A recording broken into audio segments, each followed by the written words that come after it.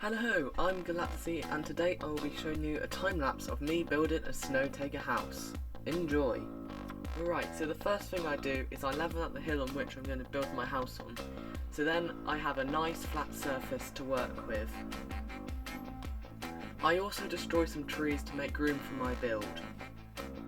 This stops my area becoming too cluttered, and because we all love the environment, I only chop one tree down.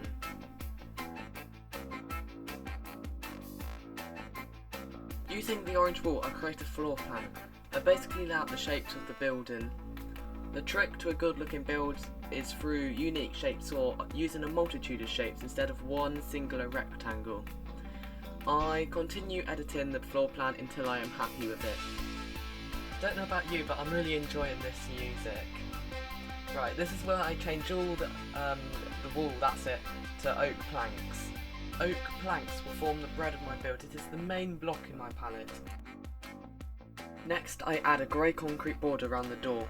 This sort of brings out the brown colour of the wood and complements the TAIGA surroundings. The grey concrete is the butter. It adds much needed flavour, probably. Then for no reason, I decide to add a second block to the wall to make it a bit higher. After that, I played around a bit with the roof. That is good when you're building. Experiment with the build so you get the best shape possible. However, I got rid of the front porch because it didn't look quite right. I then decided to change the layout a bit, bring in the door backwards, edit in some side rooms, stuff like that. And then I removed the left side of the wall. I started to bring it forward a bit because I thought it was a bit generic to have just one sticking out in the middle. I add a little bit more side rooms. After that, I start adding a few blocks to mark out the insides. Even though I'm not doing an interior, my build is essentially made of different blocks, so it helps see the boundary. Adding a grey border to the doors and the parts of the wall, I add a little window there with grey stained panes and a little overhang just to add another layer, another bit of depth to the build so it's not all flat.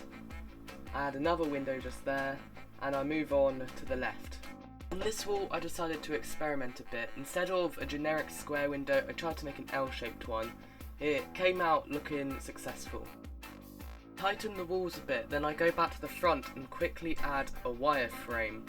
This allows me to see the basic outline and see if I actually like the build or not.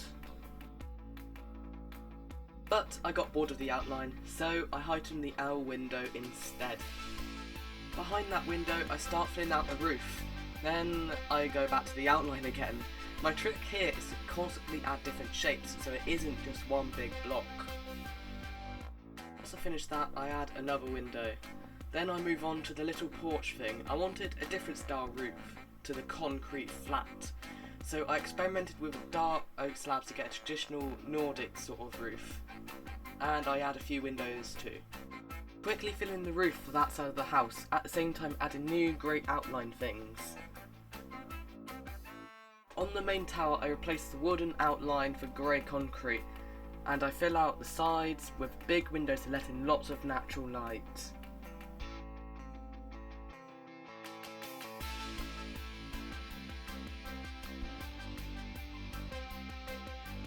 On the side room to the tower I fill in wood for the walls and then again add windows. Now for the crown of the tower, I make a small glass dome. I don't like the small one, so I make a bigger oblong one.